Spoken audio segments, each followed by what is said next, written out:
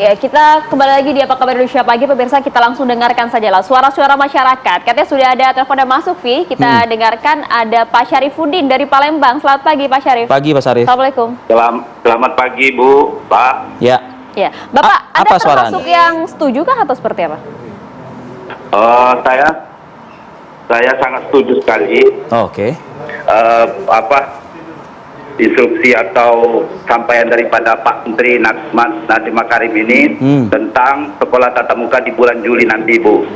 Karena saya mendukung apabila berlarut-larut berterusan sampai 2 tahun. Apa kata bangsa ini kalau sekolah tidak tatap muka? Karena sebaik-baik daring, Bu, pasti ada kelemahan dibandingkan dengan sekolah tatap muka. Tapi yang jelas karena ini musim pandemi, tapi kita harus siapkan istilahnya prokesnya yang ketat, Bu. Pendampingan orang tua, kemudian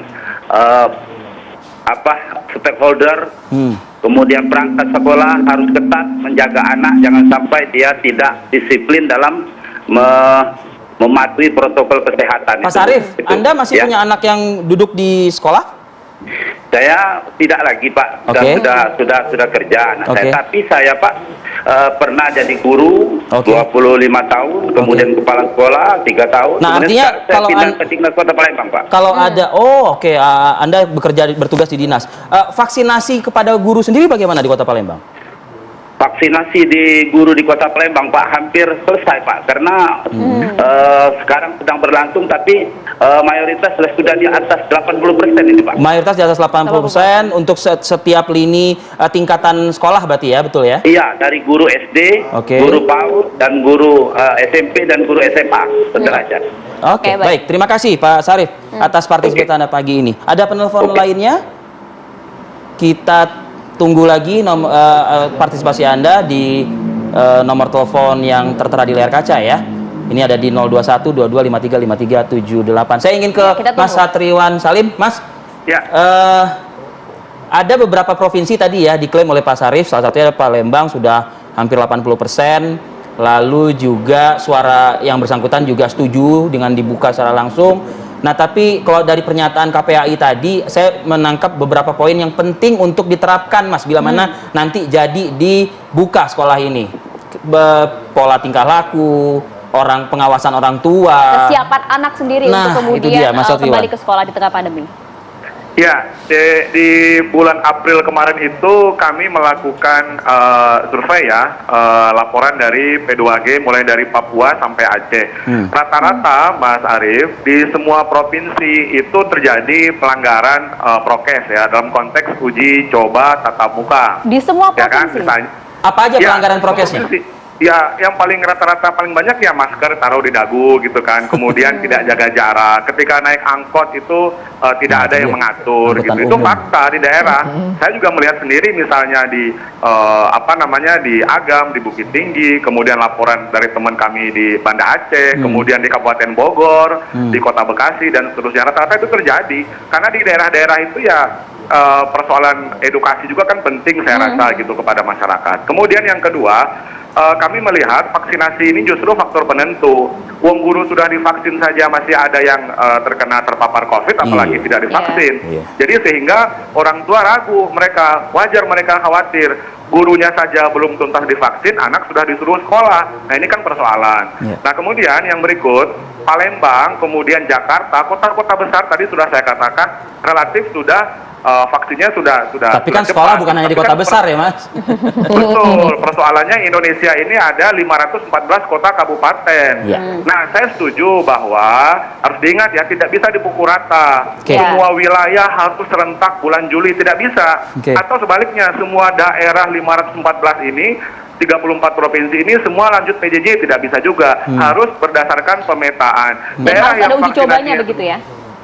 Betul, vaksinasinya sudah oke, persiapannya sudah oke, yang ada 11 item tadi itu sudah terpenuhi, kemudian kondisinya sudah hijau. teman kami di Kabupaten Kepulauan Sangihe, ya di utara Indonesia, di Sulawesi Utara dekat Filipina, mereka sudah masuk karena kondisi juga relatif sudah bagus karena di kepulauan gitu. Jadi ada daerah yang bisa buka dan ada daerah yang masih harus PJJ. Oke, untuk mempersiapkan tadi ya beberapa kesiapan yang harus dipenuhi termasuk juga masyarakatnya. Kita dengarkan lagi, ada suara masyarakat lagi yang masuk, Retno dan juga Rivi. Kita dengarkan ada Pak Silain dari Medan. Selamat pagi, Pak Silain. Pak Silain. Satu kampung. Halo, Pak. Halo, Pak. Nah, Horas, jadi begini. Jadi gimana? Jangan kita mementingkan kepentingan untuk apa ya, untuk ini kan kadang-kadang ngeri sedap kita ini, Pak. Ngeri sedap. Kecamatan Medan Johor aja di lockdown. Apalagi kita beranikan untuk anak kita ini masuk sekolah. Janganlah, ingat kata Komisioner KPI tadi itu. Betul. Siap sekolah, siap guru, dan juga siap orang tua kan gitu. Untuk orang tua aja mana berani kita. Tapi abangku punya anak nggak, abangku? Masih ada yang bersekolah, Pak? Iya. Sekarang intinya gini, Bu. Untuk kan kita di Kecamatan Medan ini aja banyak sekali yang positif COVID. Betul. Ya. Positif COVID aja itu nggak bisa tertanggulangi. Bagaimana kita memberanikan anak kita mau masuk sekolah? Kan gitu. Paten, Pak. Daya tahan tubuh anak kita bagaimana? Contoh tadi, Menteri kita Pak Nadiem Makarim, dia abu-abu itu mengatakannya, abu-abu. Satu sisi dia mengatakan harus masuk karena keinginan guru dan lain sebagainya. Satu sisi dia orang tua pun bagaimana? Kan jadi jangan abu-abu. Dia harus melihat kepentingan juga arah ini tersebut. Keselamatan gitu ya.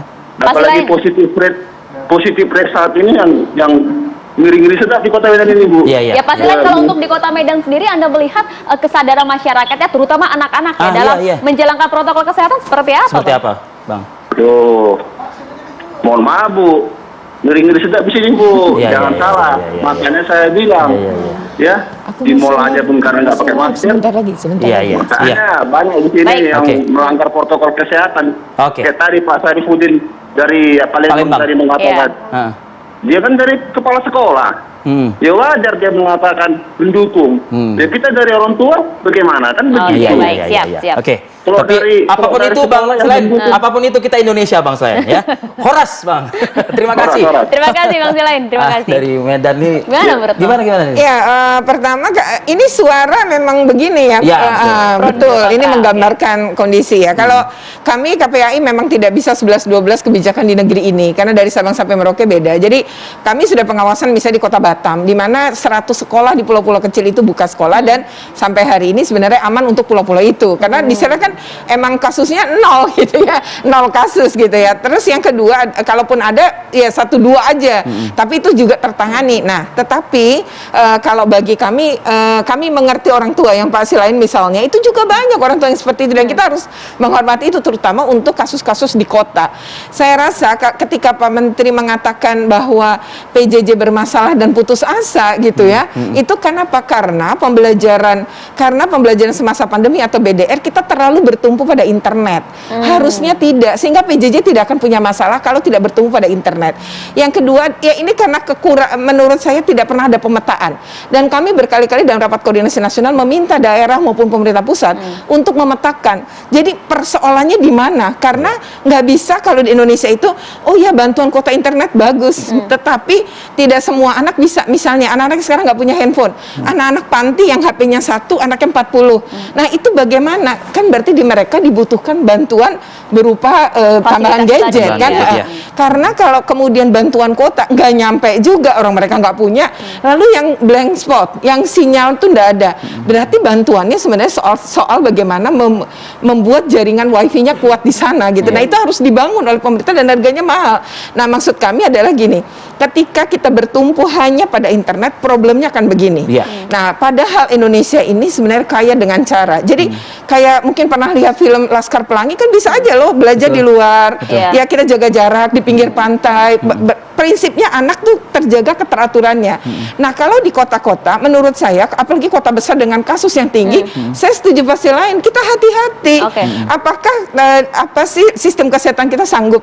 Jadi kita harus belajar dari Nepal, belajar dari India, jangan sampai seperti itu. Tapi begini Bu, saya menyuarakan juga suara-suara bukan Pak Sarif lah, mungkin tapi masih banyak juga di luar sana yang kayaknya sudah pada titik fatiknya mereka gitu ya. Nah, kalau mengayomi anak mereka di rumah gitu loh. Di satu sisi juga kalau bicara ekonomi keluarga nih, uang sekolah masih jalan terus gitu. Iya kan Bu? Iya. Nah, sementara yang ngajarin mereka aja ya. Ya gitu. Jadi kalau menurut saya sih tetap itu kan gini ya, tadi pembelajaran yang sekarang sebenarnya blended ya. Jadi antara PTM sama PJJ-nya tuh digabung. Jadi kami setuju, maka kami uji coba itu betul-betul kami pantau. Karena gini, sekarang tuh baru seminggu sekali tatap muka, 4 harinya PJJ. Kita nggak tahu pandemi sampai kapan. Ini akan terus begitu karena kan muridnya hanya separuh. Berarti memang PJJ dan PTM ini bergabung. Jadi menurut saya itu jalan tengah. Di mana PTM-nya hanya untuk materi yang sulit dan sangat sulit serta materi praktek. Jadi ketika sangat sulit itu kan harus ada dialog. Mungkin tidak pas kalau pakai Zoom atau secara online. Jadi harus ketemu agar lebih bisa dialog interaktif antara guru dan siswa. Tapi yang kedua kreativitasnya yang kedua adalah soal anak SMK kan harus praktik. Mereka nggak bisa kalau kemudian tidak praktik. Nah, jadi untuk materi-materi produktif semacam itu, menurut kami nggak apa-apa ditatap muka. Jadi bukan kembali cara full seperti sedia kala, betul. Ya paling nggak seminggu sekali anak-anak tuh biarkan tatap muka untuk juga membantu psikis mereka yang mungkin sudah terlalu lama berada di rumah. Menurut saya tekanan nggak bisa ngerjain soal itu juga bagi anak-anak problem. Jadi dengan membuka tatap muka paling tidak seminggu sekali itu akan membantu memecahkan masalah ini. Menurut saya itu jalan tengah. Dan juga kemudian sambil melihat bagaimana kesiapan dari tiap sekolah itu tadi, Bu, ya. Jadi penyiapan sekolah utama, vaksin adalah sebagai sebuah tambahan karena guru paling 80, muridnya bisa 1000. Artinya tidak bisa membentuk kekebalan komunitas juga walaupun guru sudah divaksin. Tetapi memvaksin guru kan program prioritas dan itu harus kita dukung, harus utama dilakukan. Namun vaksin anak kan belum ditemukan. Jadi tetap saja kekebalan komunitas di sekolah belum bisa terbentuk.